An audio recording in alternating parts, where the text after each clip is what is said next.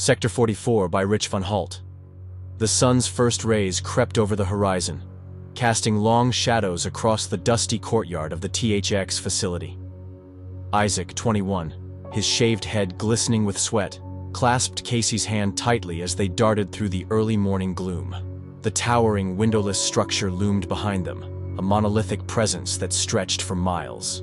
On the terrace, a lone guard stood sentinel, his sniper rifle poised and ready. Isaac's silver eyes flicked to the right, catching sight of the weapon aimed in their direction.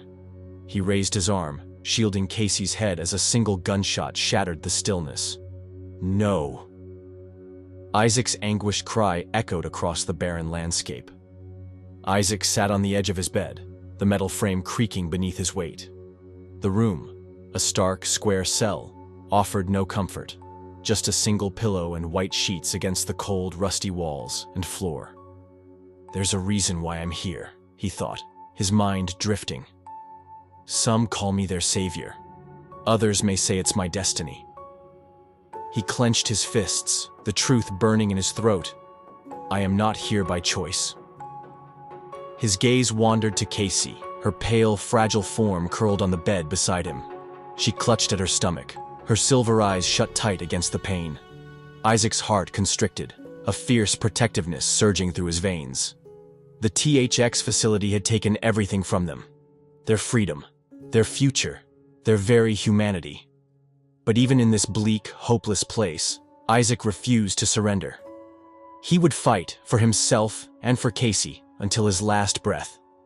Sunlight streamed through the windows of Sinai Hospital, illuminating the face of newborn Isaac as Nurse Sarah Wayland cradled him in her arms. She gently pulled back the blanket, revealing the infant's smiling face, his brown eyes sparkling with innocent joy. It all started when I was born, Isaac's voice echoed through time. The world outside the hospital walls erupted into chaos as World War III consumed the globe. American jets screamed across foreign skies, raining bombs upon helpless civilians. Tanks rolled through the streets, crushing the homes and lives of the common people. The U.S. Army general, his face hardened by the horrors of war, signaled his soldiers to attack without mercy.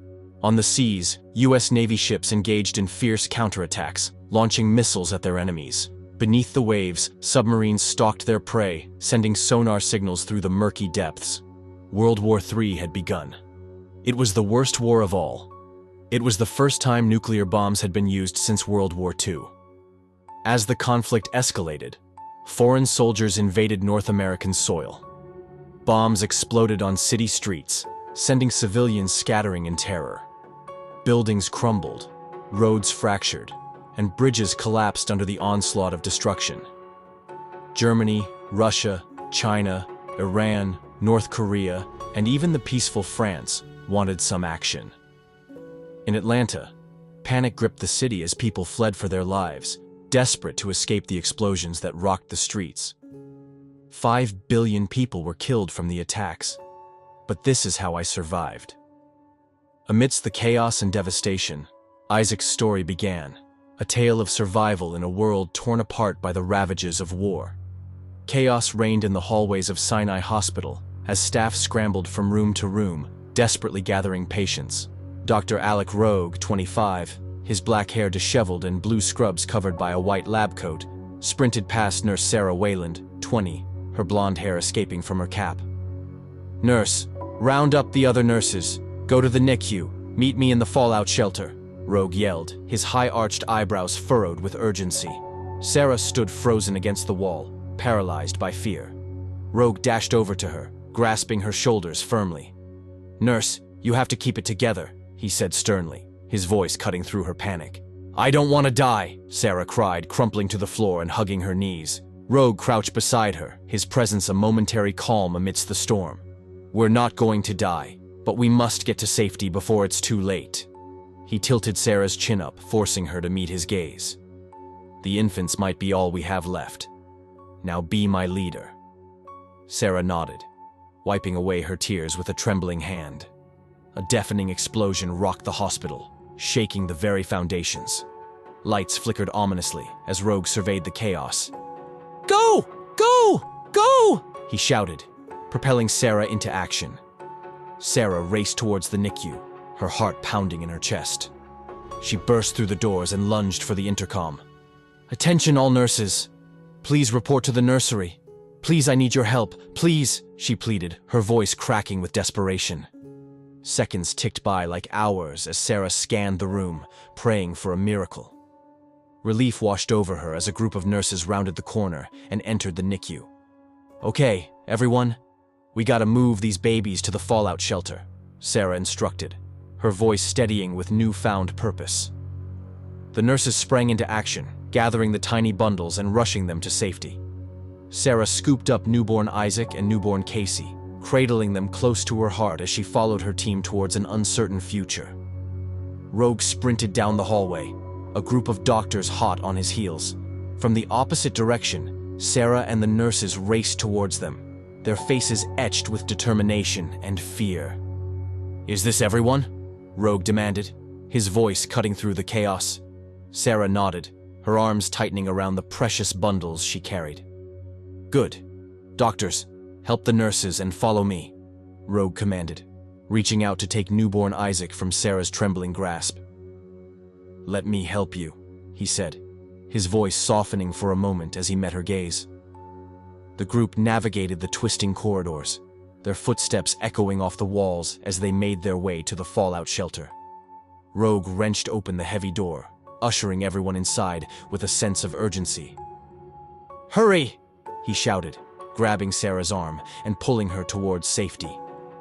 Just as they crossed the threshold, another bomb exploded, this time perilously close to the hospital. The ground shook beneath their feet, and the air filled with the deafening roar of the blast. Metal shards whizzed past Rogue and Sarah, missing them by mere inches as flames licked at their heels. Rogue shoved Sarah forward, propelling her into the shelter. He spun around, his hand grasping the door handle as the inferno surged towards them. With a final burst of strength, he slammed the door shut, the metal groaning under the force of the impact. Inside the fallout shelter, the group huddled together, their chests heaving as they fought to catch their breath. The babies, startled by the sudden commotion, began to wail, their cries piercing the stillness of the room. Sarah sank to the floor, cradling Casey close to her chest as she tried to soothe the infant's distress. Rogue leaned against the door, his eyes closed as he listened to the muffled sounds of destruction outside. They were safe, for now. But as Rogue surveyed the faces of the doctors and nurses around him, he knew that their fight for survival had only just begun. 3 months had passed since the world outside the fallout shelter had fallen silent. As dawn broke, the entrance doors creaked open, and the doctors ventured out into the desolate landscape. The nurses remained behind, their arms filled with the precious babies they had sworn to protect. Dr. Glisson surveyed the scene before him, his eyes widening in horror at the sight of the lifeless bodies strewn across the ground. "What are we going to do?" he whispered, his voice trembling. Dr. Law stepped forward, his gaze scanning the carnage. "Some of these people are still alive." Rogue nodded, his jaw set with determination. "Let's examine them." Inside the operating room, Rogue peered through the microscope, his brow furrowed as he studied the blood sample from one of the victims. "There are no red blood cells from this patient," he announced, his words heavy with the weight of their implications. Dr. Glisson hovered nearby, his face etched with urgency. "Doctor, we need to hurry. This is radiation poisoning." Dr. Hill's eyes lit up with a sudden idea. "What if we test the baby's blood? That might rejuvenate the red blood cells." "Why?" Dr. Law asked, skeptical. "Because it's pure. They haven't been exposed," Dr. Hill explained, his voice filled with hope. Dr. Law shook his head. "What if none of them can rejuvenate it?" Rogue turned to face them, his expression grave. "What if one can? That baby will have a lot of weight on its shoulders. We'll have to create a special facility for it. It will have to sacrifice its life for the sake of the world." Dr. Hill frowned. "Why would the baby have to sacrifice its life? If we develop a cure, we can just mass produce. That's if there's no side effects. Or what if it's only short term? We have to prepare for the long run. The facility will be for the safety of the child. If there's still a virus out there, we don't want it contaminating the child," Rogue countered, his mind already racing with the possibilities. In the operating room, the doctors gathered around the 44 babies, each one nestled in its own container. Rogue held up a blood tube labeled 44, the silvery particles within catching the light. "What baby is number 44?" he asked, his voice tight with anticipation. Dr. Law bent down, examining the tiny wrist. "Isaac. Looks like Isaac is his last name. He must have just been born. His parents didn't get a chance to name him." Rogue's gaze remained fixed on Isaac's blood tube, his mind whirring with calculations and theories. "Leave Isaac here. Take the others back to the nursery." Dr. Glisson burst into the room, her face flushed with excitement. "Dr. Rogue, do you want to see the rest of the blood samples? There's something interesting in baby number 43's sample." But Rogue barely registered her presence, his attention consumed by the mysterious properties of Isaac's blood. He scribbled furiously in his journal, his eyes darting between the tube and the infant before him. Dr. Hill placed a hand on Dr. Glisson's shoulder, steering her towards the door. "You might as well leave him be. I think he's on to something and we know how he works." "But I might have a solution," Dr. Glisson protested, her voice tinged with frustration. "He already has a solution. Come on, you can help us," Dr. Hill insisted, leading her away from the operating room and the enigmatic Dr. Rogue. In the dimly lit office of the fallout shelter, Rogue cradled the phone against his ear, his voice low and urgent as he spoke with investor Robert Rich. The man on the other end of the line exuded wealth and power, his jet-black hair slicked back and his attire impeccable, even as his eyes twitched with a hint of madness. "You want me to invest in a facility to protect an infant who you believe will be the savior for all humanity?" Robert Rich's voice crackled through the receiver, his tone a mixture of skepticism and intrigue. Rogue leaned forward, his words measured and precise. "Yes, you have to trust me, Mr. Rich. I believe his blood will—" "You don't have to explain the scientific facts. I get it. There are so many people dying around here," Robert interjected, his voice tinged with a weariness that spoke of the horrors he had witnessed. "That's why we have to get started soon," Rogue pressed, his determination unwavering. "How are you dealing with the electricity down over there?" Robert inquired, a hint of concern creeping into his tone. Rogue sighed, running a hand through his disheveled hair. "It's not bad. We didn't get hit with any nuclear-powered bombs. We are stable now. In crisis times, everyone works together. Everything just needs to be rebuilt, and we'll be back on our feet." "Enough said. We'll be in touch." The line went dead, leaving Rogue alone with his thoughts and the weight of the world on his shoulders. As night fell, Rogue hunched over his desk, his eyes fixed on the microscope as he studied Isaac's blood. The scratching of his pen against the journal's pages filled the room, a testament to the countless hours he had spent searching for answers. The door creaked open, and Nurse Sarah stepped inside, her presence a welcome respite from the solitude. "Doctor, is everything okay?" she asked, her voice soft and concerned. Rogue glanced up, his eyes weary but resolute. "Yes, come in." Sarah approached the crib where Isaac lay, her gaze drawn to the tiny bundle. "What are you going to do with that little guy?" Rogue stood, joining her at the crib's side. They both gazed down at Isaac, his innocent face a stark contrast to the chaos that had engulfed the world outside. "Is there a special plan for him?" Sarah whispered, her voice tinged with wonder. Rogue nodded, his expression grave. "Yes, Isaac is special. I have big plans for him." As if on cue, Isaac's eyes fluttered open, revealing irises of shimmering silver. A smile played across his tiny lips, and Sarah found herself mirroring the expression, her heart swelling with a strange sense of hope. She turned to leave, pausing at the doorframe to steal one last glance at the remarkable infant. "Isaac," she murmured, the name a promise on her lips as she disappeared into the shadows of the fallout shelter, leaving Rogue alone with the weight of the world's future resting on his shoulders and the tiny silver-eyed baby who held the key to their salvation. In the operating room of the fallout shelter, the doctors worked with feverish intensity, injecting the victims' bodies with the precious blood of the babies. The air hung heavy with the weight of their hopes and fears, the fate of the world balanced on the razor's edge. Dr. Glissen's voice cut through the tense silence. How will we know if this works? Rogue's eyes never left the patient before him, his hands steady as he administered the life-giving serum. Patience. Dr. Law's brow furrowed, his words laced with a grim realism. The question you should be asking is, what if this doesn't work? Then everyone will die, Dr. Glissen whispered, her voice trembling. Rogue's jaw clenched, his resolve unwavering. That's not going to happen. His gaze drifted to the corner of the room, where Isaac lay, a tiny beacon of hope amidst the chaos. How many patients do we have to work with? Rogue asked, his mind already racing with calculations and contingencies. About 15, Dr. Law replied, his voice strained. The door burst open, and Dr. Hill rushed in, his face flushed with excitement. Rogue, I got some info on baby 44, yes. Isaac, Rogue interjected, his attention snapping to the newcomer. Dr. Hill nodded, his hands shaking slightly as he fumbled with his notes. Right, Isaac.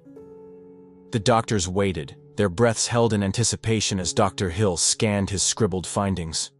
When we went into the shelter, the last bomb that went off, the shards of metal that exploded onto him. Remember? He was bleeding and cut up pretty bad, Dr. Hill began, his words tumbling out in a rush. Rogue nodded, his eyes narrowing. Yes. Go on. Dr. Hill swallowed hard, his voice barely above a whisper. Well, it caused, or either the metal had...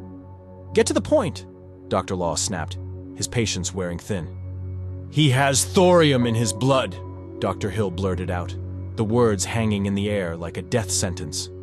The doctors exchanged glances, their faces etched with a mixture of horror and disbelief. What do we do now? Dr. Glissen asked, her voice small and uncertain. Rogue's eyes glinted with a fierce determination. We rebuild. 5 years later, in the pristine confines of the human existence facility, Nurse Sarah entered Isaac's room, her footsteps soft against the polished floor. The 5-year-old boy sat with his back to the door, his attention focused on the colors before him. Isaac.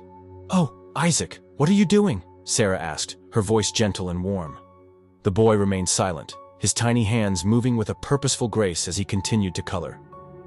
Sarah settled beside him, her eyes flickering to the camera mounted in the corner of the room. The spherical device, sleek and black, watched over them with an unblinking red iris that moved up and down in an approving gesture. You like to color, don't you? Sarah murmured, her words a soothing balm in the sterile environment. But even as she spoke, her thoughts were haunted by the weight of the secrets that surrounded them, the mysteries that lay hidden within the walls of the facility, and the silver-eyed boy who held the key to the world's future. In the monitor room of the THX facility, Rogue stood before a wall of screens, his eyes fixed on the images of Isaac and Sarah. Beside him, an overweight guard slouched in his chair, his attention consumed by the magazine in his hands. The guard's dark gray button-down strained against his bulging frame, his black tie askew and his shiny shoes scuffed. Rogue, in contrast, cut a slender figure, his hair thinner but longer, parted with precision. A mustache and goatee framed his angular face, a testament to the passing years. He glanced at the guard, whose eyes had drifted shut, his constant blinking replaced by the stillness of sleep. Disgust curled in Rogue's gut as he reached for the control panel, his fingers deftly manipulating the switches and loads until the transfusion room flickered to life on the monitors. In the sterile confines of the transfusion room, Isaac perched on the edge of the bed, his small body dwarfed by the heart rate monitor that loomed beside him. Sarah busied herself with the blood bags, her movements practiced and efficient. Okay, Isaac, let's lay down. I'm going to strap your arm down over here, she said, her voice gentle but firm. Isaac's face crumpled, tears spilling down his cheeks as he began to cry. Sarah knelt before him, her eyes searching his face. Isaac, you know I'm not going to hurt you. But the boy's sobs only intensified, his tiny fists rubbing at his eyes in a futile attempt to stem the flow of tears. Sarah's gaze darted to the camera mounted on the wall, its red iris swiveling from left to right in silent disapproval. She shook her head, her own frustration mounting. You don't have to cry. Remember what I told you. The camera's voice echoed through the room, its tone a mixture of comfort and admonishment. Isaac's tear-streaked face turned towards the camera, his head nodding in recognition. "Everyone's counting on you to help them. Do you know why that is?" The camera pressed, its voice insistent. "Because my blood is a cure," Isaac whispered, his words barely audible above his sniffles. "Not a cure, the cure," the camera corrected, its emphasis unmistakable. "Without you, everyone would die. Do you want that, Isaac?" The boy shook his head, his small hand wiping at his runny nose. "No," he mumbled, his voice thick with emotion. "Now do as Nurse Sarah asks and lie down.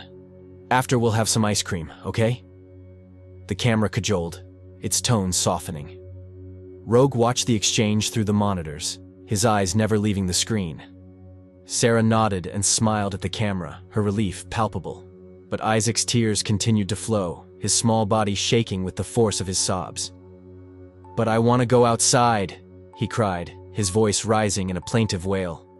Sarah crouched before him, her hands resting on his shoulders. "Isaac, you can't go outside." "Why?" he demanded, his eyes wide and pleading. "Because Dr. Rogue said," Sarah replied, her words heavy with finality. But Isaac's tears only intensified, his cries echoing through the room. Sarah gathered him into her arms, her embrace tight and comforting. "Isaac, listen to me. Right now is not a good time to go outside. There are still germs and you can get sick. Now, how will you be our little savior?" "But nothing will happen," Isaac protested, his words muffled against her shoulder. Sarah held him close, her own eyes stinging with unshed tears. "I know, baby. I know. For now, you have to stay indoors." And as Rogue watched from the monitor room, his heart heavy with the weight of the secrets that bound them all, he knew that the boy's fate was sealed, his destiny inextricably tied to the survival of the world beyond the facility's walls. In the transfusion room of the THX facility, Isaac lay on the bed, his feathered hair falling across his forehead, and his clean-shaven face a mask of determination.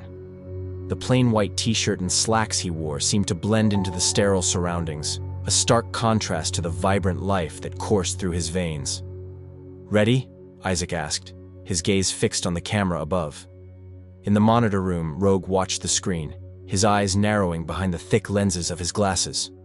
The years had not been kind to him, his once slender frame now heavy with the weight of responsibility and the passage of time. Gray streaks peppered his longer hair, a testament to the burdens he carried. "Are you sure you're ready?"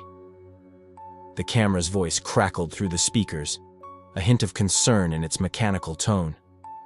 Isaac's nod was resolute, his voice ringing out with a fierce determination. "Yes!" Rogue's fingers danced across the control panel, his movements precise and practiced as he operated the mechanical robot inside the transfusion room. The behemoth stood 8 feet tall, its white exterior a tangled web of black wires and 4 metallic arms that gleamed under the harsh fluorescent lights. The camera lens shuddered, a staccato beat that echoed through the room. Isaac closed his eyes, his head falling back against the pillow as the mechanical robot sprang to life. Its upper arms rotated towards the counter, grasping the needles and blood bags with a cold efficiency. The lower arms, in a synchronized dance, strapped Isaac to the bed, their movements swift and unyielding. In the monitor room, Rogue's finger hovered over a button, his breath caught in his throat. With a decisive push, he sent the command, and the mechanical arms descended upon Isaac's prone form. The needles plunged into Isaac's forearms, a sharp sting that tore a gasp from his lips. He bit down on his lower lip, his teeth sinking into the soft flesh as he fought against the pain that radiated through his body. The blood bag swelled with alarming speed, the crimson liquid a stark reminder of the price Isaac paid for the world's salvation. Rogue's eyes never left the screen, his heart hammering in his chest as he watched the life-giving fluid drain from Isaac's veins. With a trembling hand, he reached for the release button, his finger hesitating for the briefest of moments before pressing down with a firm resolve. In the transfusion room, Isaac's body sagged against the restraints, a sigh of relief escaping his lips as the needles withdrew from his flesh. The mechanical arms retracted, their task complete, and the room fell silent, save for the steady beep of the heart rate monitor. For in the end, it was his blood that held the key to humanity's survival, and he would not rest until the last drop had been given in service of that noble cause. In the monitor room of the THX facility, Rogue's fingers danced across the keyboard, switching off the array of screens that bathed the room in an eerie glow. The sudden ringing of the computer monitor shattered the silence, and Rogue's hand darted to the mouse, his movements precise and swift. The word "urgent" flashed across the screen, a beacon of impending crisis. Rogue clicked the connect button, his brow furrowed in anticipation. Vesper B. Glissen's face filled the monitor, his thin glasses perched precariously on the bridge of his nose. The man, in his mid-40s, leaned in close, his features distorted by the proximity. "Vesper. Whoa. You're a bit close," Rogue remarked, leaning back in his chair. Glissen adjusted his position, his face retreating to a more comfortable distance. "Am I? That's better. What can I do for you?" Rogue asked, his tone businesslike. "Listen, there's been some break-ins here at New Sinai. A group of renegades were caught trying to steal blood. One of them was left behind." She collapsed. Glissen's voice crackled through the speakers, urgency lacing every word. "She?" Rogue's eyebrows shot up in surprise. "Yes, she needs your help. I'm going to have her transported to you tomorrow," Glissen declared, his tone leaving no room for argument. Rogue's laughter held a hint of disbelief. "Ves, you can't." "I wouldn't be calling if this wasn't important," Glissen interjected, his voice sharp and insistent. Rogue fell silent, astonishment etched across his features. "Got to go," Glissen said abruptly, and the screen went blank. In the hallway outside the monitor room, Isaac stood frozen, his eyes wide with surprise. He turned on his heel and sprinted down the corridor, his footsteps echoing off the sterile walls. Rogue whirled around, startled by the sudden movement. "Isaac!" he called out, popping his head through the doorway. But the hallway stood empty, a silent witness to the secrets that hung heavy in the air. Across the city, in the lobby of a bustling clinic, a desperate mother cradled her unconscious 5-year-old daughter in her arms. She stumbled to the counter, her eyes pleading for help, but the receptionist barely glanced up from her paperwork. "Ma'am, fill out this form," the receptionist said, her voice flat and disinterested as she slid a clipboard across the counter. The mother crumpled to her knees, her sobs echoing through the lobby as she clutched her daughter's lifeless body. The receptionist leapt to her feet, her eyes widening in alarm as she peered over the counter. "Quickly, help this woman and child!" she yelled, her voice rising above the clamor of the crowd. The lobby erupted in a cacophony of shouts and protests, the desperation palpable in the air. The receptionist held up her hands, her voice straining to be heard above the din. "Everyone hold on, can't you see this child is dying?" But the crowd surged forward, their anger and frustration boiling over. A man slammed his fist against the counter, his face contorted with rage. "We need that blood just as bad as that girl does. So why does she get to cut in line? Is it just because she is crying? Tell me!" Another man, his patience snapped, seized a chair and hurled it through the window, the glass shattering in a thunderous crash.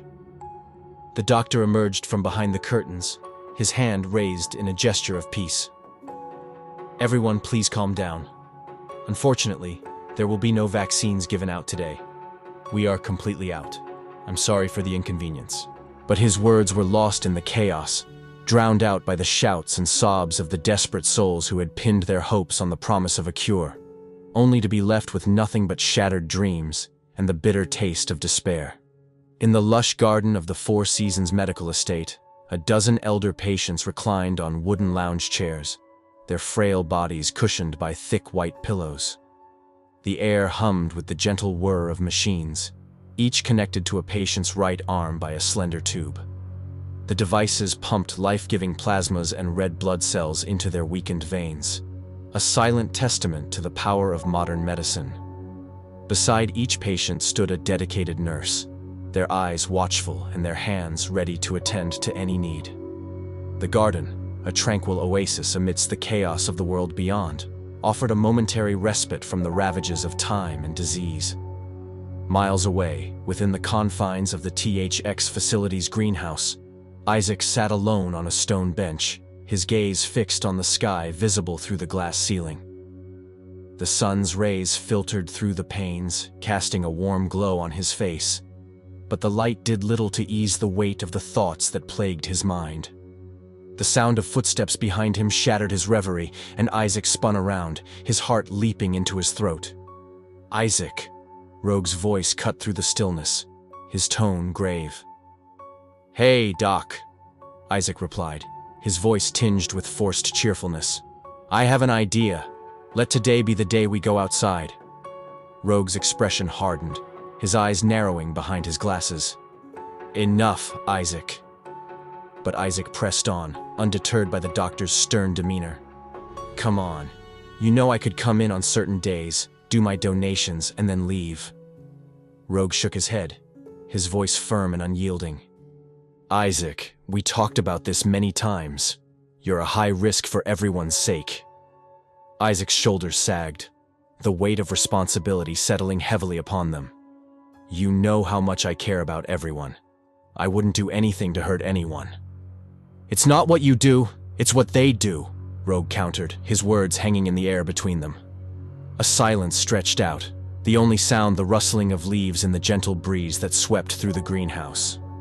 Rogue cleared his throat, his expression growing even more somber. "We have a situation. There have been some breakouts."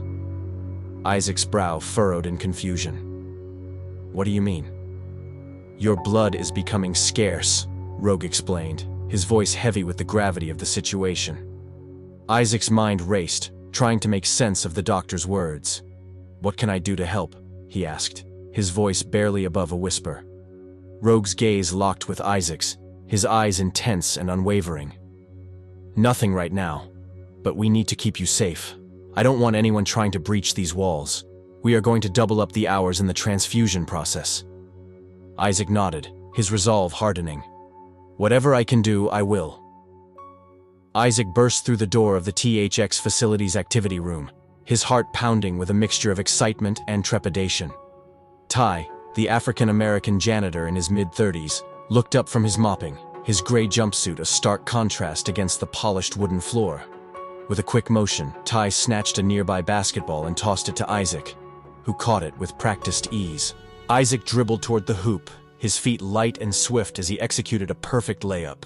The ball swished through the net, a satisfying sound that echoed through the room. Ty retrieved the rebound and fired a rough pass to Isaac, who cocked his head in response before returning the ball with equal force. Ty charged towards the rim, his movements fluid and graceful, but Isaac was ready, his defense unwavering. "Don't think you can beat me when you just gave blood," Ty taunted, his voice laced with good-natured challenge. Isaac grinned, his eyes sparkling with mischief. "I might have just gave blood, but I know something you don't." Ty leaped, his arm outstretched as he released the ball towards the hoop, but Isaac sprang into action, his hand connecting with the ball in a resounding block.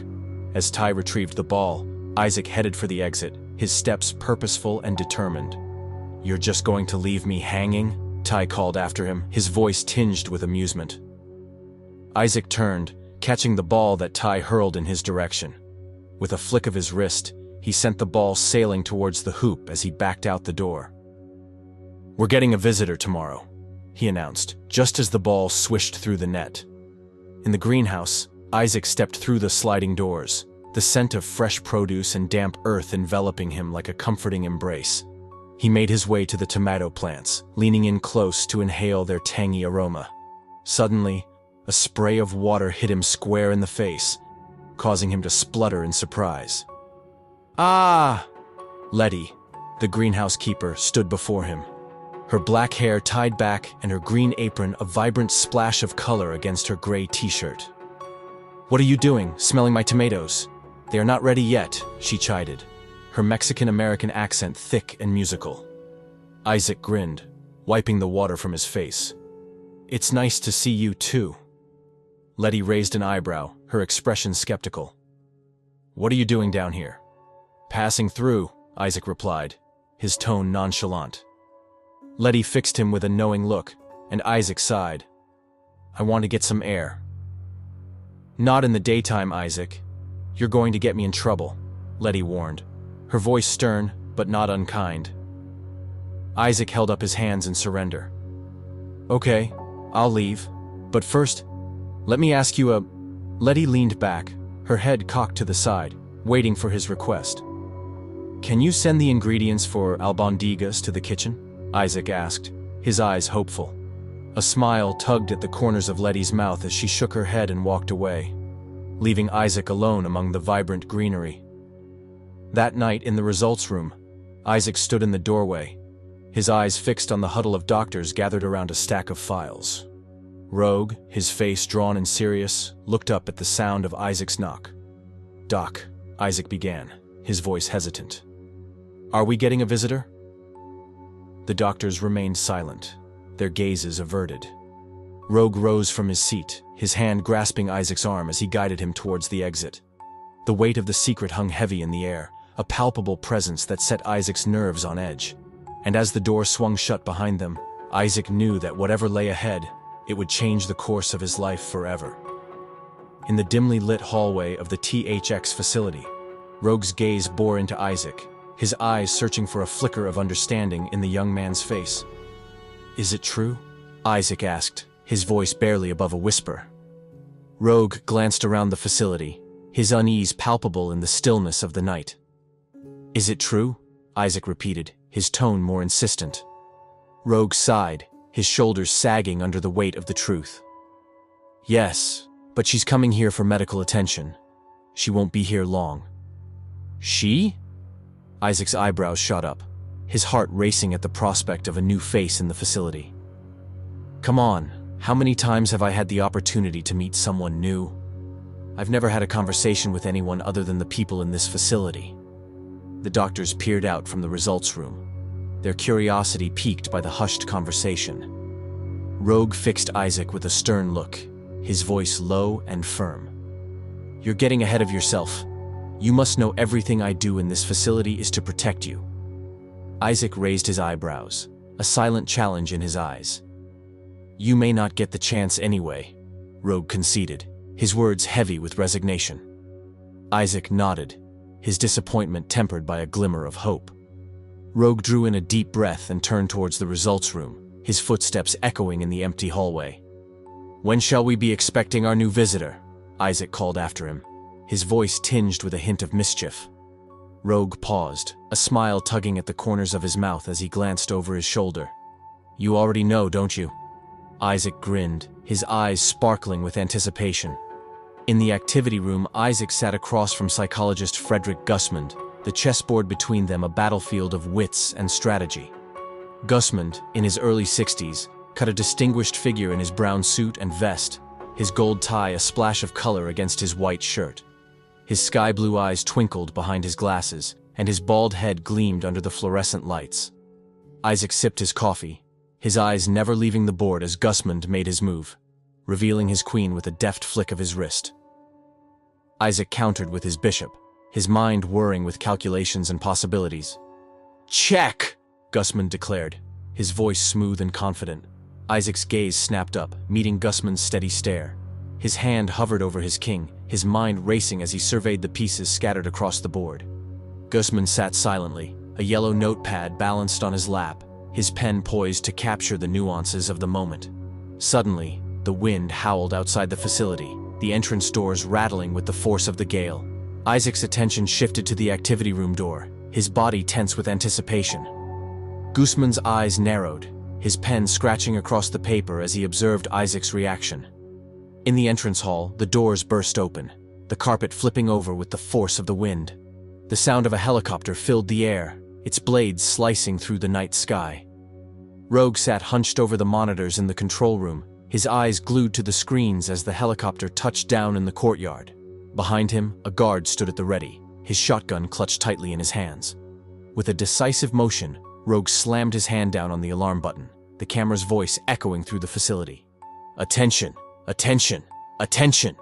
In the activity room, Isaac leaped to his feet, his heart pounding as he strode towards the door. Gusmund's pen flew across the pages of his notepad, capturing the tension that crackled in the air.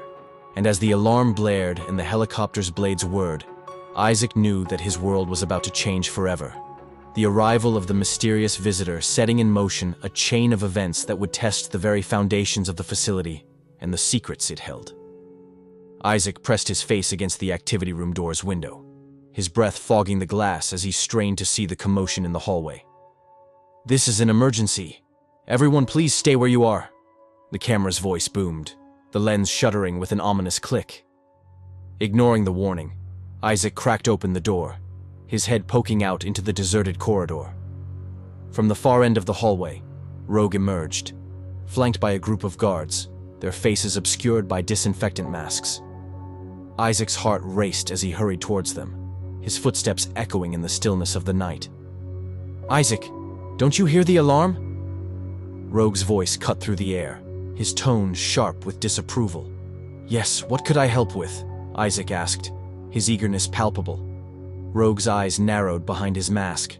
"Nothing. Get back inside." But Isaac was undeterred, falling into step beside Rogue and the guards, his questions tumbling out in a rush. "What's going on? Is she here? I'm coming outside with you. Can I get a mask?" Rogue halted abruptly, the group stuttering to a stop behind him. With a curt gesture, he motioned for the others to continue, his attention fixed solely on Isaac. "There are things in this world that you cannot be exposed to," Rogue said, his voice low and intense. Isaac's shoulders slumped, his frustration evident. "So, I'll just stay in the activity room?" "You can't, you know that," Rogue replied, his tone brooking no argument. Isaac's jaw clenched, a flicker of defiance in his eyes. "I just want you to know, one way or another, I am going to meet her." With that, he turned on his heel and stalked back towards the activity room, leaving Rogue to continue on his mission alone. In the courtyard, the helicopter's blades sliced through the night air, the wind whipping at Rogue's coat as he approached Dr. Glisson. "She's in real bad condition," Glisson began, his voice strained with worry. "I'll do my best," Rogue interjected, his words a solemn vow. Glisson's gaze drifted to the prone form of Casey, her body strapped securely to a gurney behind them. "It looks like she's ready to go." "I'll call you in the morning," Glisson said, his hand resting briefly on Rogue's shoulder. As the orderlies and nurses wheeled Casey into the facility, Glisson's voice dropped to a whisper. "Oh, and Doc, don't let me down." Their eyes locked, a silent understanding passing between them before Rogue turned and followed the gurney inside. Isaac, hidden behind the activity room door, watched as the guards rushed past. Casey's covered form, a mystery that set his heart racing. As Rogue secured the entrance, Isaac stepped out into the hallway, his voice barely above a whisper. "Doc." But Rogue walked past him, his gaze fixed straight ahead, his mind focused solely on the task at hand. Isaac stood frozen for a moment, the weight of the secrets that surrounded him pressing down on his chest. With a final glance at the closed doors, he turned and fled into the activity room, his mind whirling with the possibilities of what lay ahead, and the burning desire to unravel the mysteries that had haunted him for so long. Isaac sprinted past Gusmund, his footsteps pounding against the stairs that morphed into a walkway overpass. The psychologist glanced up, his pen hovering over the notepad as he watched Isaac's retreating form. "We'll have to continue our game another time," Isaac called over his shoulder, his voice echoing in the cavernous space. Gusmund's gaze lingered for a moment before he returned to his writing, the scratching of his pen the only sound in the now empty activity room. On the walkway, Isaac's pace slowed, his steps measured and cautious as he approached the railing that overlooked the operating room. He crouched low, his eyes peering over the edge, his heart hammering in his chest as he took in the scene below. In the operating room, the robotic arms of a machine whirred to life, their movements precise and methodical as they prepared the EKG on Casey's prone form. Another set of arms arranged the surgical tools with a cold efficiency, the metal gleaming under the harsh fluorescent lights. In the monitor room, Rogue hunched over Casey's files, the manila folder open before him. "Okay, let's see what we've got here," he muttered, his fingers flipping through the pages with a sense of urgency. He reached for the intercom button, his voice crackling through the speakers in the operating room. "I'm going to go over the patient's records. She was born with a pinhole in her heart. Suffers from chronic insomnia. Rogue's eyes scanned the pages, his brow furrowed in concentration. Was born at Sinai Hospital. Symptoms began occurring a year after birth. He paused, his gaze drifting from the pages to the wall before him, his mind whirring with the implications of the information he had uncovered. With a deep breath, he continued, his voice steady and clear. Suffers from seizures. Heartbeats are irregular. Isaac's eyebrows crinkled, his mind racing as he processed the details of Casey's condition. It says here, she recently became very weak within the past couple of weeks, Rogue added, his tone grave. In the operating room, the robotic arms moved with a gentle precision, peeling back the sheets that obscured Casey's face. Isaac's breath caught in his throat as he took in her features. The pale skin, the choppy brown hair that framed her heart-shaped lips, the delicate bones that spoke of a fragility that belied her young age. "What's the patient's name?" the camera's voice inquired, the lens shuddering with a mechanical click. "Casey Noden," Rogue replied, his finger tracing the name on the page before him. He switched off the intercom, his voice barely above a whisper. "That sounds familiar." With a flick of his wrist, he turned the intercom back on, his attention drawn to the camera's next question. "She looks young. How old is she?" Rogue's fingers skimmed down the page, his eyes scanning the information with a practiced ease. "Let me see. 21. On the walkway, Isaac's mouth fell open, his eyes wide with shock as the camera's voice echoed through the space. "The same age as Isaac." The lens shuddered once more, the sound reverberating in the stillness of the facility. Isaac's gaze remained fixed on Casey, his mind reeling with the realization that the mysterious visitor was not just a stranger, but a peer, a kindred spirit whose fate had somehow become intertwined with his own. And as he stood there, his heart pounding and his mind racing, Isaac knew that whatever lay ahead, his life would never be the same. For in the operating room below, a young woman fought for her life, her very existence a reminder of the fragility of the human condition and the power of the secrets that bound them all together. In the sterile hallway of the THX facility, Casey sat motionless in her wheelchair, her eyes fixed on a distant point as Ty guided her through the maze of corridors. From the opposite end of the hall, Isaac watched, his jaw working methodically as he chewed on a piece of granola, his gaze never leaving the mysterious newcomer. Ty's voice echoed off the walls as he led Casey into the activity room, his tone bright and cheerful despite the somber circumstances that had brought her to the facility. "This room here is the activity room. You could do whatever you want in here, play basketball." He glanced down at Casey, his eyes searching her face for a flicker of interest. "Or listen to music. Do you like music?" But Casey remained silent, her expression inscrutable as Ty maneuvered her wheelchair into the far corner of the room, where Gusman sat, his pen poised over his ever-present notepad. "I'm going to set you here next to Dr. Gusman," Ty said, his voice softening as he locked the brakes on the chair and stepped back, leaving Casey to stare at the enigmatic psychologist. In the hallway, Isaac paced, his heart pounding with a mixture of anticipation and trepidation. He approached the activity room door, his hand trembling slightly as he grasped the knob and turned it, the metal cool against his palm. Through the window, he caught a glimpse of Casey and Gusmund, their heads bowed in conversation. Isaac hesitated, his breath catching in his throat as he steeled himself for the encounter that lay ahead. With a deep breath, he pushed open the door, his voice cutting through the hushed whispers of the room. "I see you two have met." Gusman's head snapped up, his eyes narrowing in disapproval as he fixed Isaac with a penetrating stare. Isaac faltered, his confidence wavering under the weight of the psychologist's gaze. "Listen, I think you're going to love it here. I love it here. I practically have been here my whole life," Isaac continued, his words tumbling out in a rush as he took a seat beside Casey, his body thrumming with nervous energy. "Well, that's not true. I have been here my whole life," he amended, his voice trailing off as Casey turned away, her body language a clear indication of her discomfort.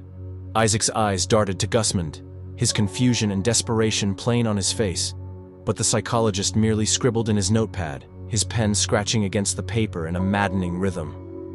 "Well, Maybe we can chat another time, Isaac mumbled, his cheeks burning with embarrassment as he rose from his chair and stumbled towards the exit, Guzman's glare boring into his back. In the hallway, Isaac shuffled past Ty, his head bowed and his shoulders slumped in defeat. "Hey, what's the matter?" Ty asked, his brow furrowed with concern. "Nothing." "Good. Everything's good," Isaac mumbled, his words ringing hollow even to his own ears. Ty shook his head, his voice firm but kind.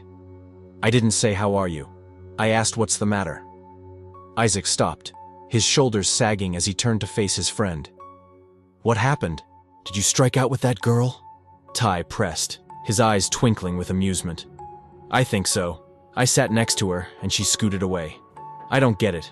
And Gus is no help," Isaac admitted, his frustration palpable. Ty threw back his head and laughed, the sound echoing through the hallway. "That guy help, please. Listen, Isaac, you might have been trying too hard, but you have to remember why she's here. Take it slow. There's no rush." Isaac nodded, Ty's words sinking in as he met his friend's gaze, a flicker of hope rekindling in his chest. Ty grasped Isaac's shoulders, his grip firm and reassuring. "Now get back in there, and try again," he said, his voice brooking no argument as he propelled Isaac back towards the activity room, the door swinging shut behind him with a resounding thud. Isaac stood frozen in the doorway of the activity room, his mouth agape as he met the expectant gazes of Guzman and Casey. A smile tugged at the corners of his lips, a tentative peace offering in the face of their stony silence. But as quickly as it had appeared, the moment passed, and the two turned away, their attention drawn elsewhere. Through the window, Isaac caught a glimpse of Ty, his face split wide in an encouraging grin. The sight bolstered his resolve, and he stepped fully into the room, his footsteps measured and purposeful as he made his way towards the piano, deliberately bypassing Casey's wheelchair. Across the room, Casey and Isaac sat, a chasm of unspoken words and unresolved tension stretching between them. Isaac's hands trembled as he raised them to his mouth, his breath warm against his skin as he blew into his cupped palms. He rubbed them together, a futile attempt to calm his frayed nerves before placing them on the piano keys, his fingers poised and ready. From the corner of his eye, he saw Casey turn her head, her ear angled towards him in a silent invitation. Isaac drew in a deep breath, his eyes fluttering closed as he surrendered to the music that flowed from his fingertips. The haunting strains of Frédéric Chopin's Prelude in E minor filled the room, the notes dancing and swirling in the air like leaves caught in an autumn breeze. Isaac's body swayed with the melody, his soul laid bare in the plaintive chords and soaring arpeggios. As the final notes faded away, Isaac lifted his hands from the keys, his chest heaving with the intensity of the moment. He watched as Casey turned back to Guzman, a smile playing at the corners of her mouth, a secret shared between them. Isaac's gaze darted to the window, where Ty's face pressed against the glass, his thumb raised in a silent salute. Pride swelled in Isaac's chest, a warmth that suffused his entire being and made the world seem a little less lonely, a little less cold. "Isaac, can you come to the monitor room immediately?" The camera's voice cut through the silence, the lens shuddering with an ominous click. Isaac rose from the piano bench, his steps heavy with reluctance as he made his way towards the exit. But as he reached the door, his eyes locked with Casey's, and for a moment, the world fell away. A smile passed between them, a fleeting connection that hinted at the possibility of something more. Guzman watched the exchange, his pen scratching furiously against the pages of his notepad, his eyes narrowed in calculation. In the hallway, Isaac strode past Ty, their hands meeting in a triumphant high five, a celebration of the small victory he had won. But even as the warmth of Ty's palm lingered on his skin, Isaac knew that the real battle lay ahead, a war fought not with weapons or words, but with the secrets and lies that threatened to tear them all apart. In the monitor room of the THX facility, Rogue sat hunched over a computer, his eyes fixed on the files scattered before him. The doorframe creaked, announcing Isaac's presence, but Rogue remained motionless, his attention unwavering. "You wanted to see me?" Isaac's voice cut through the stillness, a hint of trepidation in his tone. Rogue's gaze remained glued to the paperwork, his pen scratching against the surface in a maddening rhythm. "Sit down." Isaac hesitated, his brow furrowed with concern. Is something wrong? Silence hung heavy in the air, broken only by the hum of the computer monitors. Isaac settled into the chair beside Rogue, his body tense with anticipation. "I thought she was arriving tomorrow," Isaac ventured, his words measured and careful. "Well, plans changed," Rogue replied, his voice flat and emotionless. Their eyes met, a fleeting moment of understanding passing between them before Rogue spoke again, his words heavy with warning. "Listen, for whatever reason she's here, I want you not to interfere." "But Doc," Isaac began, his protest cut short by Rogue's sharp interjection. "But nothing. There's an even bigger reason to why she's here." Isaac fell silent, his heart pounding in his chest as he waited for Rogue to continue. "It's mainly because of you," Rogue said, his words like a punch to the gut. "Me? What do you mean? I didn't even talk to her yet," Isaac stammered, confusion etched across his features. "It's your blood," Rogue explained, his voice devoid of emotion. "My blood?" Isaac echoed, his mind reeling. "She's not getting better. Her body is rejecting treatment. She has—" Isaac leaped from his seat, his body trembling with a mixture of fear and anger. "So, what does this mean? She will die anyway?" Rogue's eyes narrowed, his voice cold and clinical.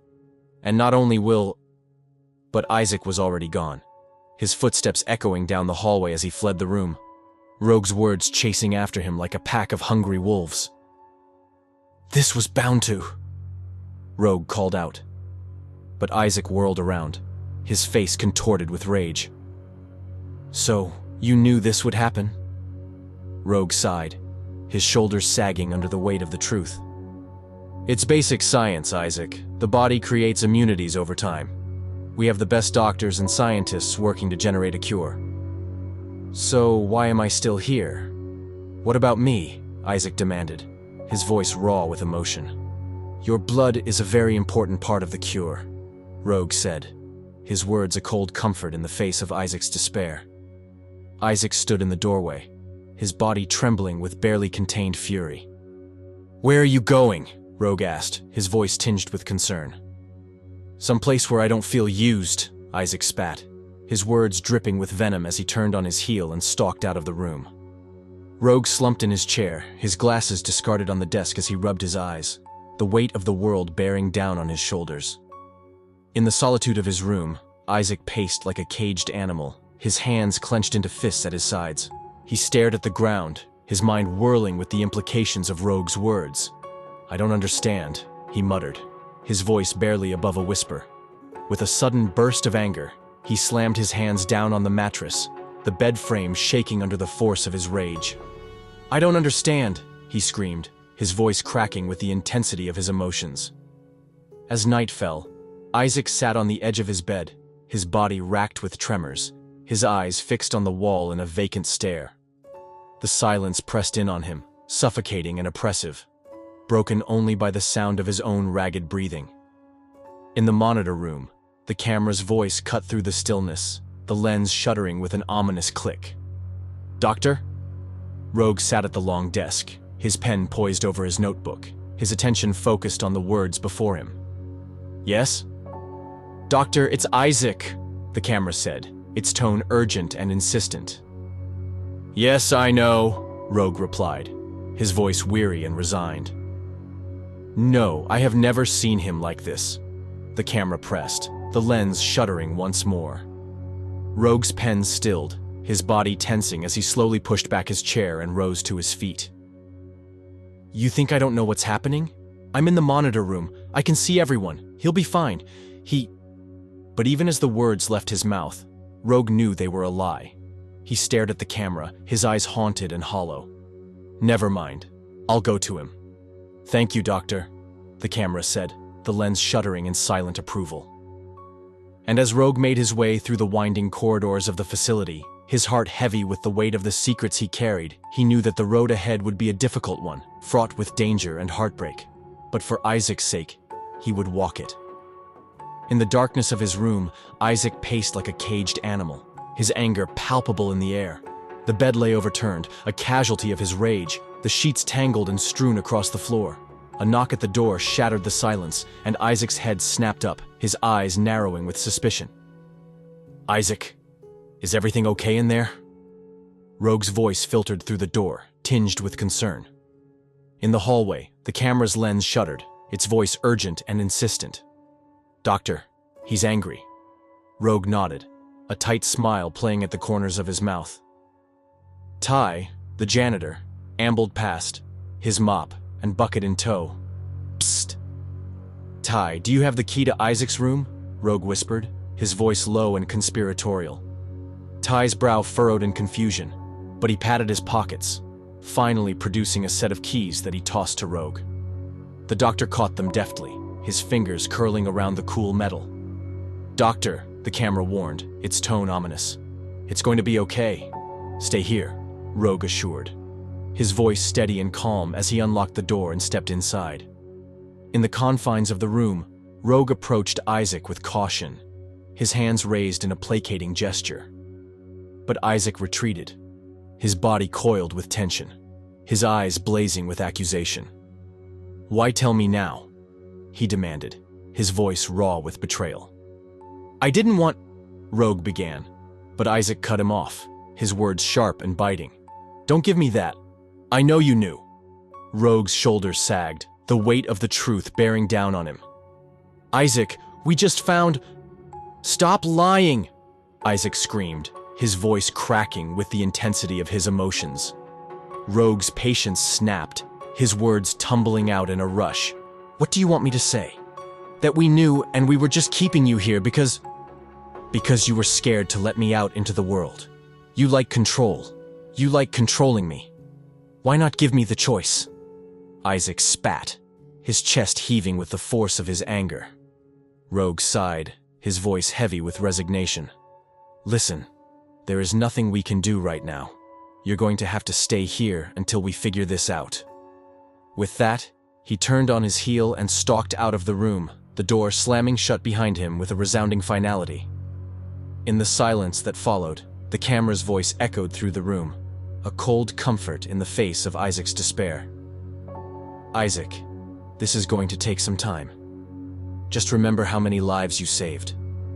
There are people who are still suffering.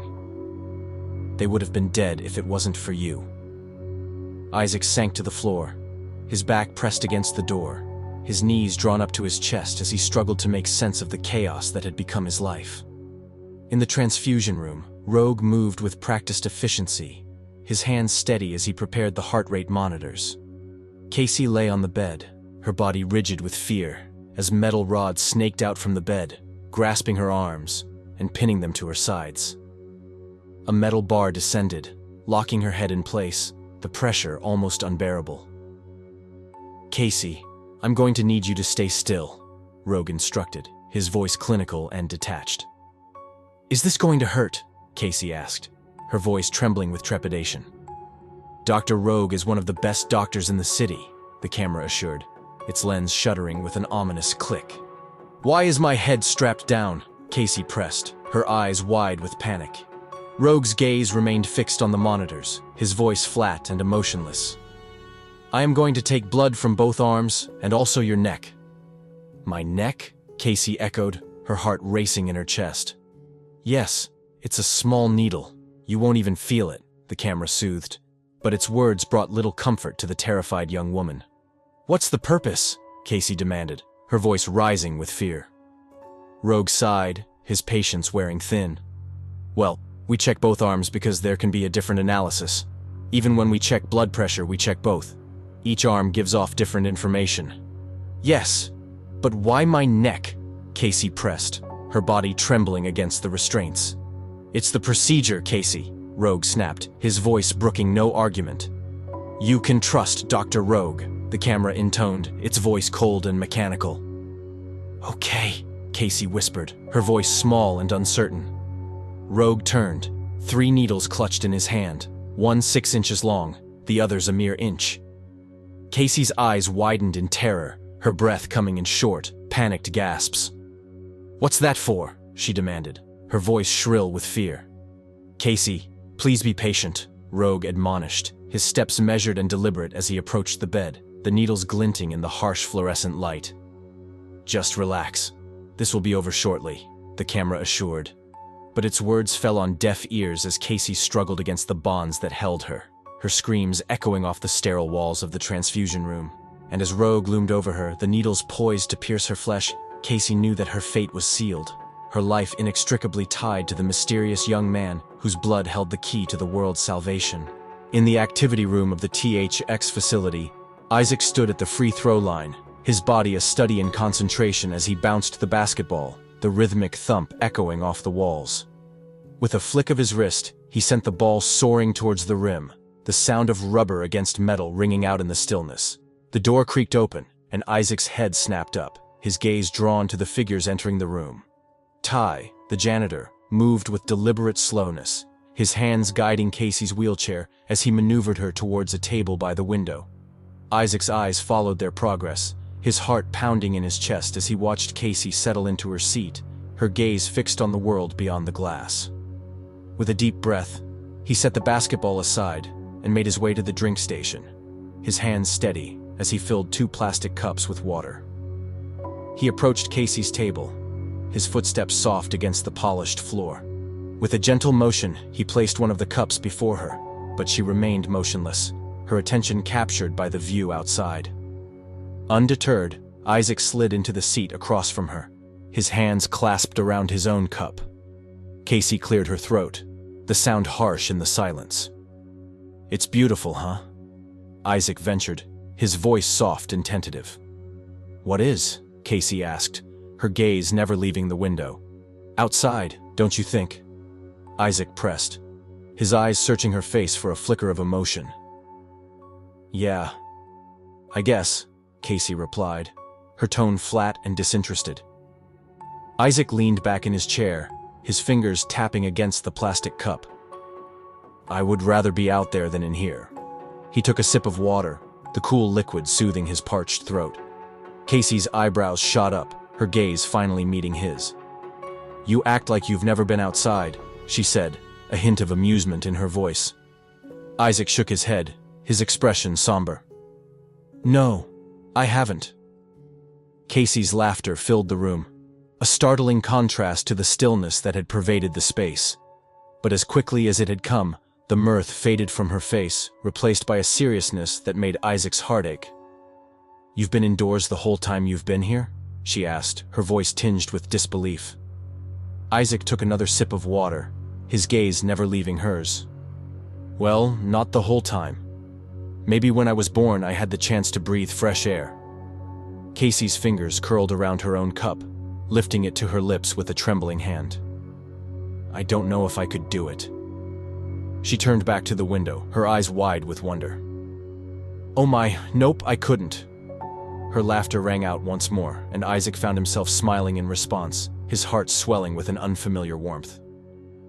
"It's nice," he said, his voice soft and wistful. "No, it's not." "There's so much more," Casey countered, her tone teasing.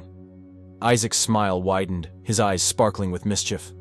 "No, I meant you laughing." A blush crept up Casey's cheeks, and she ducked her head, her hair falling in a curtain around her face. "So you never got out and looked at the sky, played in the grass?" she asked, her voice barely above a whisper. Isaac shook his head, his expression thoughtful. "Well, I can't say that I haven't." Casey's eyebrows shot up, a grin tugging at the corners of her mouth. "What, you sneaked outside?" Isaac laughed, the sound rich and warm. "No, I know people." "Who? The guards?" Casey teased, her eyes dancing with amusement. "I have a connection in the greenhouse," Isaac replied, his voice conspiratorial. Casey frowned, her brow furrowed in confusion. "I didn't see a greenhouse. It's on the 3rd floor. We grow our own fruit and vegetables, and sometimes the lady who operates it will open the glass ceiling so that I can see the stars," Isaac explained, his voice filled with a quiet reverence. "That's nice," Casey murmured, her gaze distant and dreamy. Isaac leaned forward, his elbows resting on the table. Maybe I could take you one night. Casey's smile was soft and uncertain. That would be nice. She took a sip of water, her eyes never leaving his. You've never been caught walking the hallways at night? Isaac stood abruptly, his chair scraping against the floor as he pushed it in. With a determined stride, he crossed the room, heading towards the far corner. Well, that's rude, Casey muttered, her voice tinged with annoyance. But Isaac merely turned, his finger pressed to his lips in a silent plea for silence. With a deft motion, he opened a pocket door, revealing a hidden passage that made Casey's eyes widen in astonishment. She laughed, the sound bright and joyful, and Isaac waved his hand, beckoning her to follow. But as Casey struggled to rise from her chair, her legs trembling with the effort, she lost her balance, her body pitching forward towards the unforgiving floor. In a flash, Isaac was at her side, his arms wrapping around her waist as he caught her, his heart pounding with fear and relief. Maybe another time, he murmured, his voice soft and soothing as he eased her back into the chair. Casey's cheeks burned with embarrassment, her gaze fixed on the floor. Thank you. I'm embarrassed. I get woozy every time I give blood. Isaac's brow furrowed, his eyes searching her face for answers. Every time? Casey nodded, her expression sheepish. Tell me about it. It's my fault. I shouldn't have rushed you. I just got excited. Isaac turned, his footsteps heavy as he made his way towards the door, his mind whirling with the implications of Casey's words. Wait! Casey called out, her voice tinged with desperation. Isaac paused, his hand on the doorknob, his heart in his throat. I'm hungry, Casey said, her voice small and uncertain. And as Isaac turned to face her, his smile wide and genuine, he knew that whatever lay ahead, he would face it with Casey by his side. Their fates intertwined in a dance of hope and heartbreak, love and loss. In the cavernous cafeteria of the THX facility, Isaac and Casey stood, their eyes wide with wonder as they took in the space that stretched before them, as vast and imposing as a basketball court. 10 dark wood tables dotted the room, each surrounded by a handful of chairs, their surfaces gleaming in the harsh fluorescent light. At the entrance, a long metal counter sat, its surface lined with empty trays that gleamed like mirrors. Along the glass, 10 steamers simmered, their contents a mystery that made Casey's brow furrow with confusion. I was hungry. It seems to be no food here, she said, her voice tinged with disappointment. Isaac's eyes darted around the room, his mind whirring with possibilities. Where could they be? They? Casey echoed, her gaze questioning. Just wait, Isaac assured her, his voice filled with a quiet confidence. Casey opened her mouth to protest, but the words died on her lips as 3 servers emerged from a sliding door, their arms laden with heavy pans that made her eyes light up with surprise. See, I told you, Isaac said, a grin spreading across his face. Casey shook her head, her voice filled with wonder. Wow, I can't remember the last time I ate like this. Isaac nodded, his steps purposeful as he made his way towards the counter. I'll grab you a tray. Why don't you take a look and see what you would like? Casey gripped the rail tightly, her knuckles white with the effort as she made her way along the counter, her eyes drinking in the array of dishes that lay before her. The servers, 3 older women who prepared the food every day, watched her progress with keen eyes. Betty Jean, a jolly woman in her 50s with a generous frame, smiled widely as she caught sight of Isaac. Look who's here, she exclaimed, her voice ringing out in the stillness of the cafeteria. Esther, a gray-haired woman in her 60s, squinted through her bifocal glasses, her brow furrowed in confusion. Who? I don't have my glasses on. Lorraine, the youngest of the 3 at a mere 40 years old, rolled her eyes, her girlish features still evident despite the passage of time. Yes, you do. I still can't see. Well, who is here? Esther demanded, her voice tinged with impatience. Isaac stepped forward, his smile wide and genuine. It's me, Esther. Betty Jean's eyebrows shot up, her gaze darting between Isaac and Casey. And he brought a girl with him. Casey ducked her head, a blush creeping up her cheeks as she stood silently beside Isaac. This is Casey, She's going to be in the facility for a few days doing some tests, Isaac explained, his hand resting lightly on Casey's shoulder. The servers exchanged puzzled glances, their brows furrowed with unspoken questions. "Well, hi, Casey," Betty Jean said, her voice warm and welcoming. Lorraine leaned forward, her eyes sparkling with mischief. "She's pretty, Isaac." Isaac's smile widened, his gaze lingering on Casey's face as he nodded in agreement. Betty Jean clapped her hands together, her voice brisk and businesslike. "Why don't you guys have a seat, and I'll serve you?"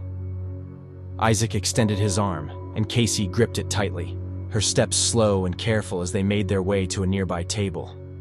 With a flourish, Isaac pulled out a chair, gesturing for Casey to sit. As they settled into their seats, Betty Jean and Lorraine busied themselves at the counter, their hands flying as they prepared the food. Esther stood off to the side, her hands submerged in soapy water as she scrubbed at the dishes. "Would you look at that?" Betty Jean murmured, her voice low and conspiratorial.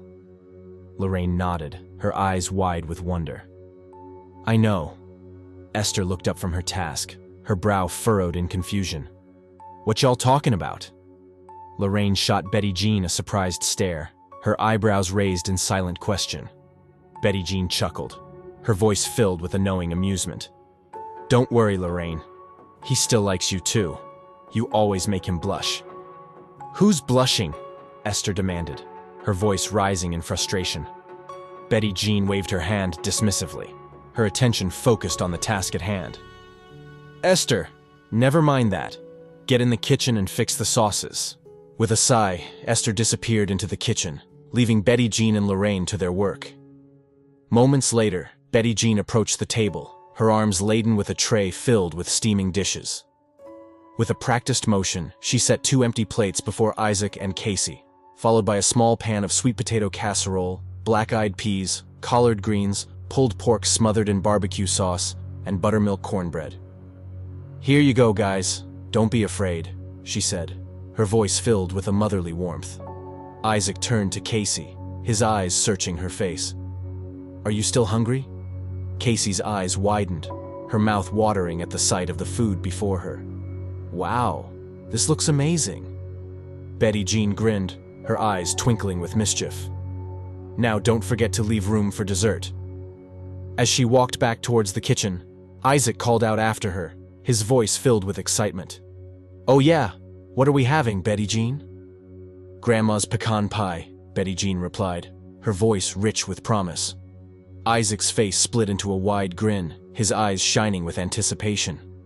"Betty Jean, you know that's my favorite." Betty Jean smiled, her heart swelling with pride as she watched Isaac serve Casey, his movements careful and precise. As they took their first bites, their eyes fluttered closed, their faces a study in bliss as the flavors exploded on their tongues. They ate in silence, savoring every morsel, their hunger sated by the simple pleasures of a home-cooked meal. As they finished, Lorraine appeared at their table, her hands deftly clearing away the empty plates. Casey leaned back in her chair, her eyes heavy with contentment. "Ugh, I can die happy now," she murmured, her voice soft and dreamy. Isaac's head snapped up, his eyes wide with alarm. "Don't say that." Casey smiled, her hand reaching out to rest on his arm. "No, I truly can. Thank you, Isaac." "You're very welcome," Isaac replied, his voice filled with a quiet sincerity. But as he studied her face, his expression grew more serious, his brow furrowed with a sudden realization. "Casey, I can't help but notice your eye color. It's very similar to mine, in a way." Casey stiffened, her body tensing as she pulled away from his touch. "Listen, I don't want this to get complicated." "What do you mean, this?" Isaac asked, his voice tinged with confusion. "Nothing," Casey murmured, her gaze darting away as she pushed back her chair, her movements sudden and jerky. "Wait," Isaac said, his hand darting out to grasp her arm, his touch gentle but insistent. "Are you like me?" he asked, his voice low and urgent. Casey's eyes glazed over, her gaze distant and unfocused as they stared at each other, the silence stretching out between them like an endless chasm. "You are, aren't you?" "But they said you were dying because of my blood," Isaac said, his voice filled with a quiet desperation. Casey sighed, her shoulders sagging under the weight of the truth. I do have thorium in my blood, which is why I am still alive. I can't afford your blood that contains 10 times the amount of nutrients that mine has. This is why I have these sickly-like symptoms. The amount in my blood just can barely keep me alive. Afford? Isaac echoed, his brow furrowed in confusion as he stared at her, his mind reeling with the implications of her words. And as they sat there, the world around them fading away until there was nothing but the two of them, bound together by a secret that threatened to tear them apart. In the sterile hallway of the THX facility, Isaac paused, his footsteps faltering as he neared the results room. The murmur of voices drifted through the open doorway, and he pressed his back against the wall, his ears straining to catch the conversation between Rogue and Rich, now in his early 60s. It's hard to tell.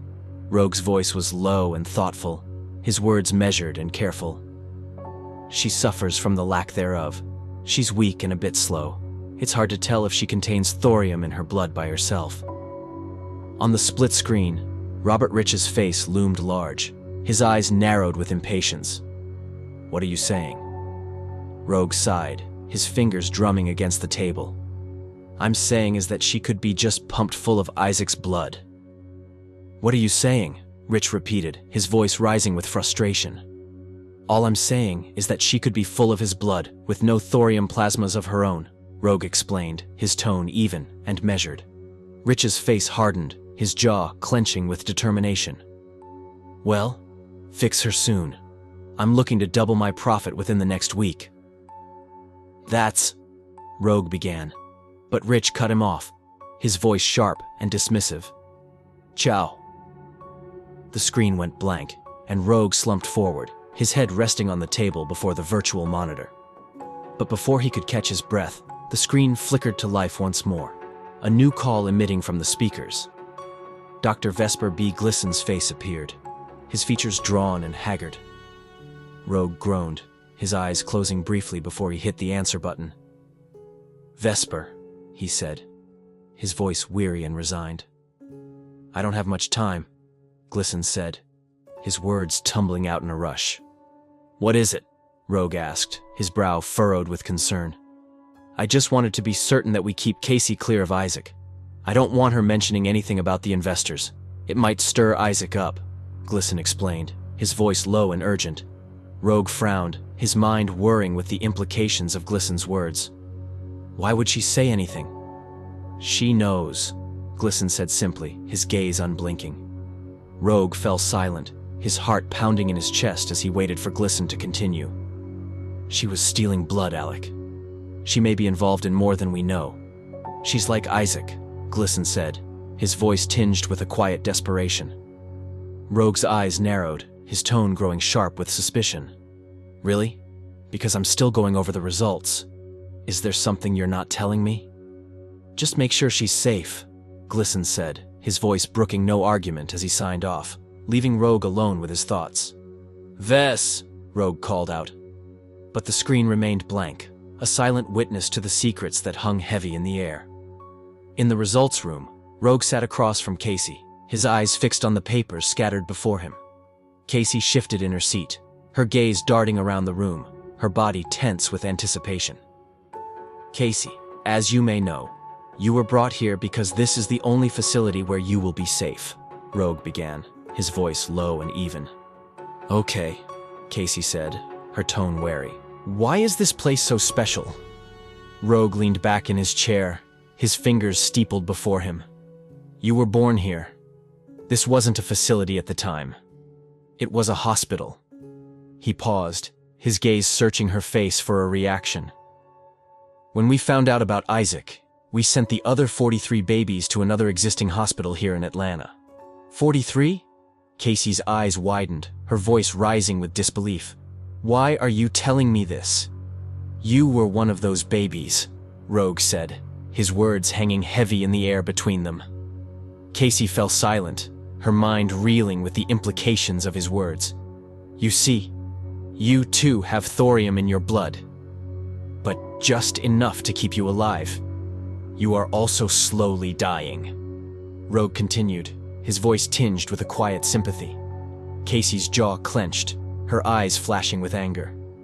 "So, if there isn't anything you can do for me, why am I here? This is the only place where you can be helped," Rogue said, his voice firm and unyielding.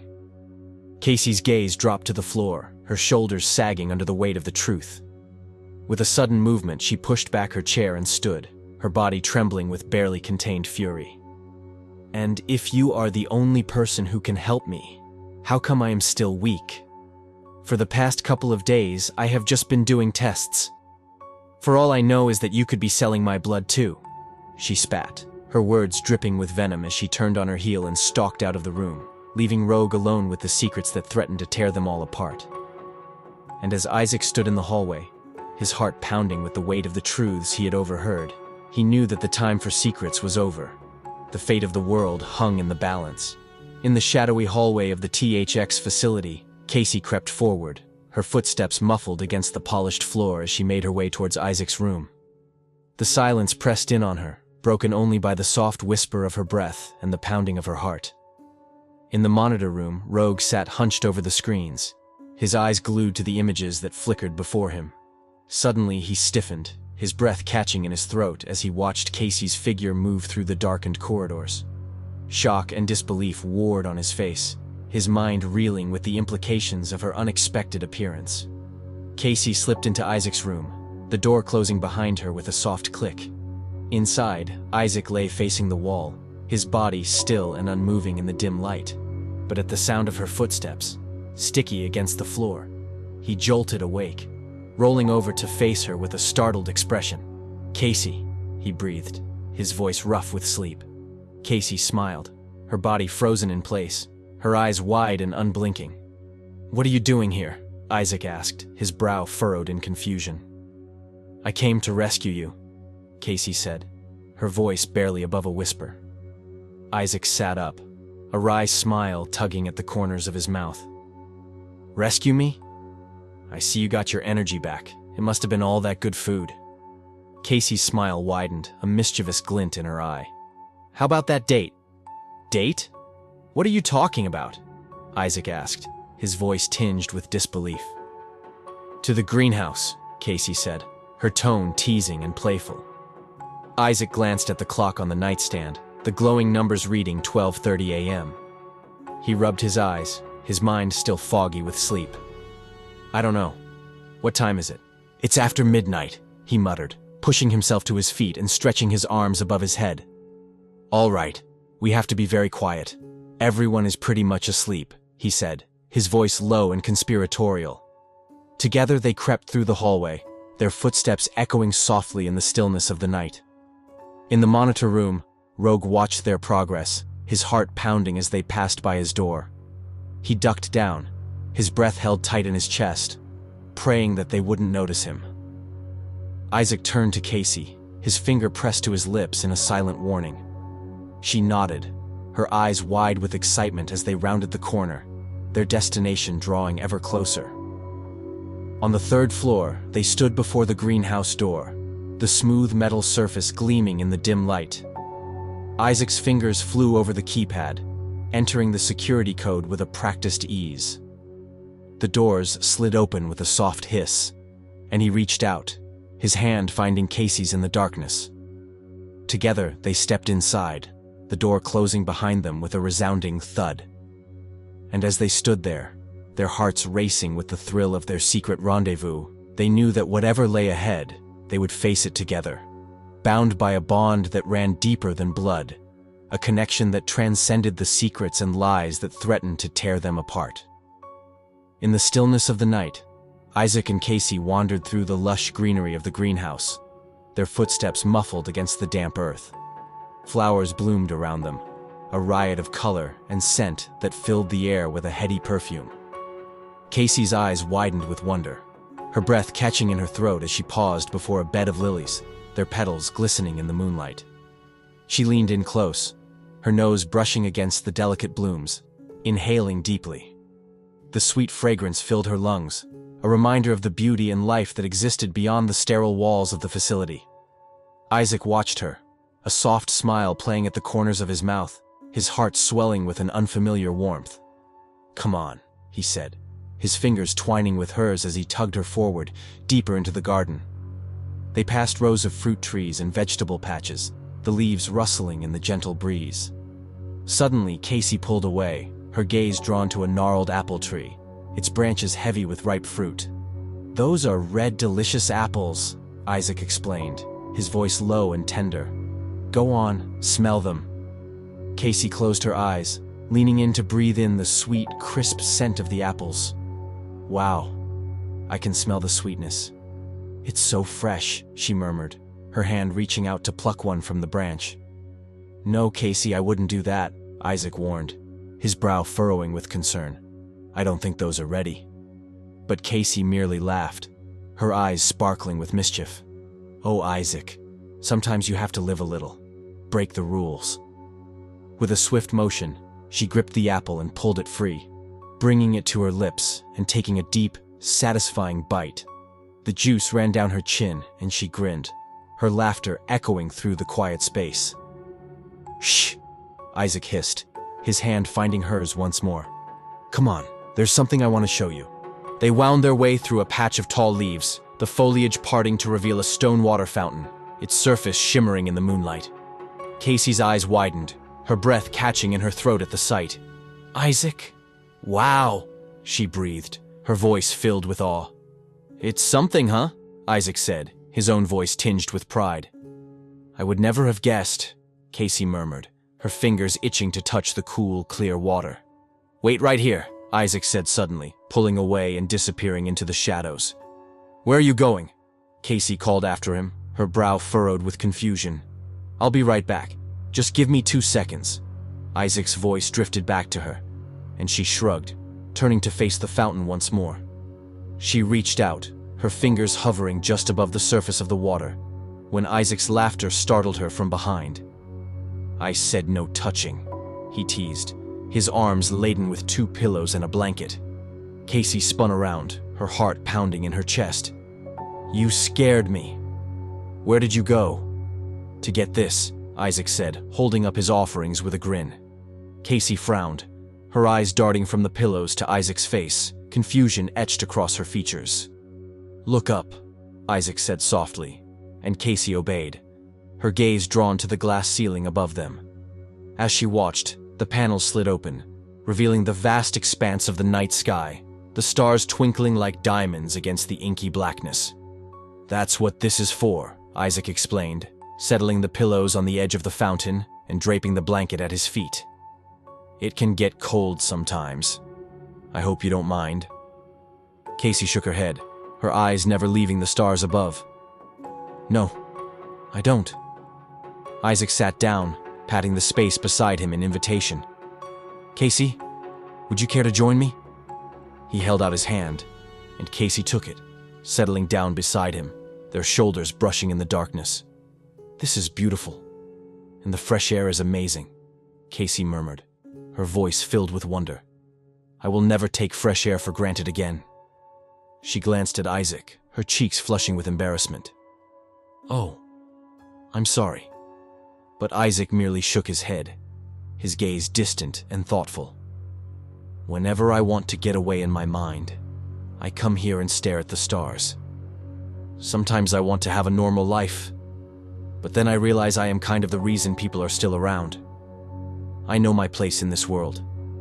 I know I am helping, even though I see no reward. And even though..."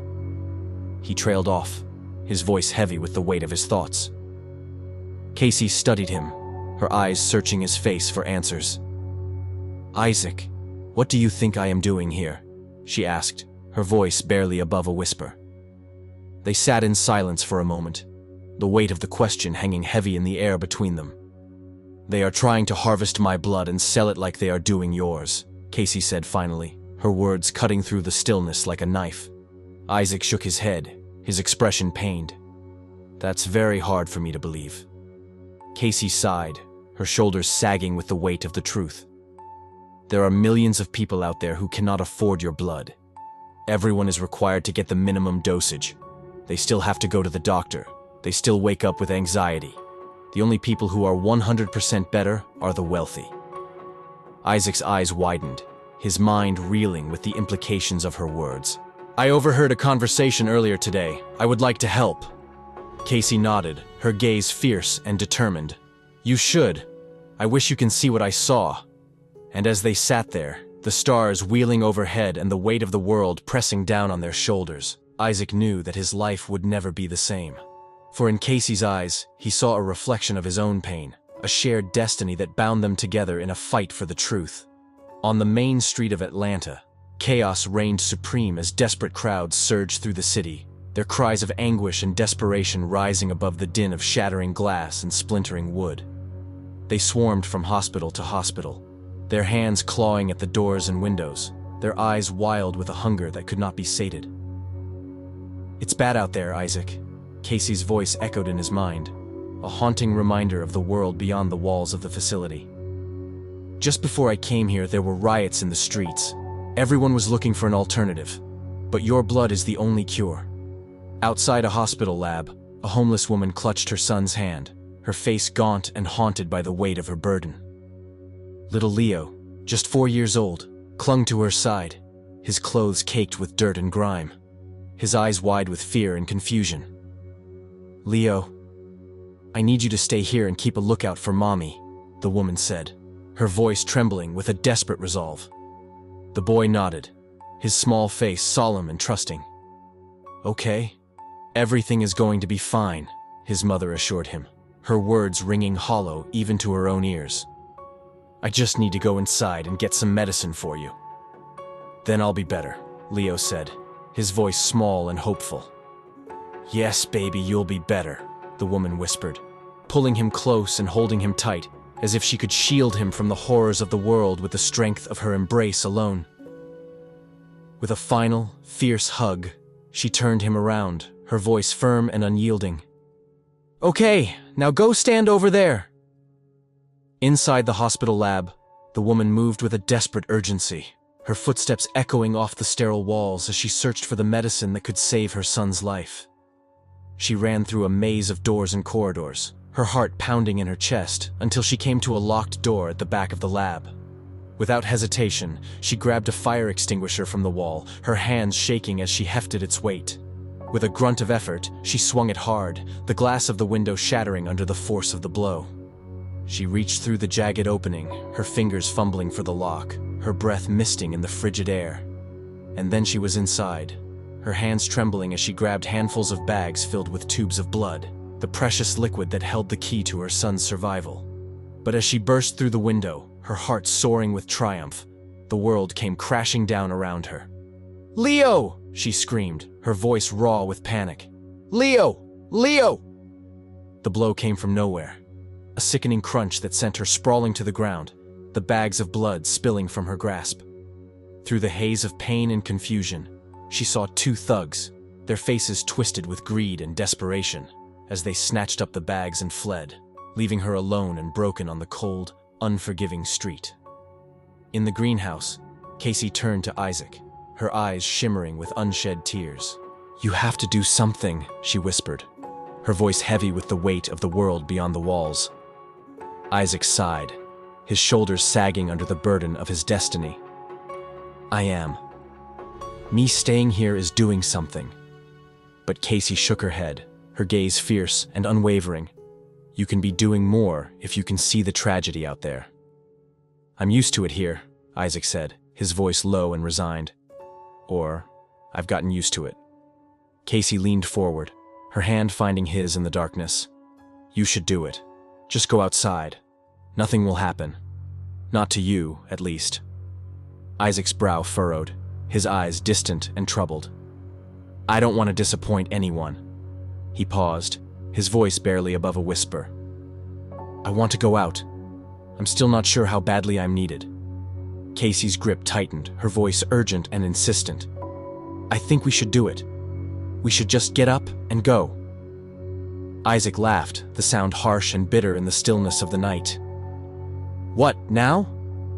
Are you going to be my accomplice?" But Casey's face remained stern, her eyes boring into his with a fierce intensity. "Isaac, you deserve more. You're a good person. I don't care what it takes. I'm going to get you out of here." Even if I die trying, you can still save lives, maybe not the rich, but the poor. You can help those who can't." Suddenly, a noise erupted from the halls, shattering the stillness of the moment. They both turned towards the entrance, their hearts pounding with a sudden, inexplicable fear. And then, in a moment that seemed to stretch out for an eternity, Isaac's lips brushed against Casey's nose, a fleeting touch that sent a jolt of electricity coursing through his veins. "Oh, I'm sorry," he stammered, his cheeks flushing with embarrassment. But Casey merely closed her eyes, her lips finding his in a kiss that was at once tender and fierce, a promise and a pledge all in one. Isaac hesitated for a moment, his mind reeling with the implications of what was happening. But then he surrendered to the moment, his lips moving against hers in a dance of passion and desperation. Casey pulled back, her breath mingling with his in the cold night air. "No matter what happens," she whispered, her voice low and fierce, "I'll be by your side." And as they sat there, the world around them fading away until there was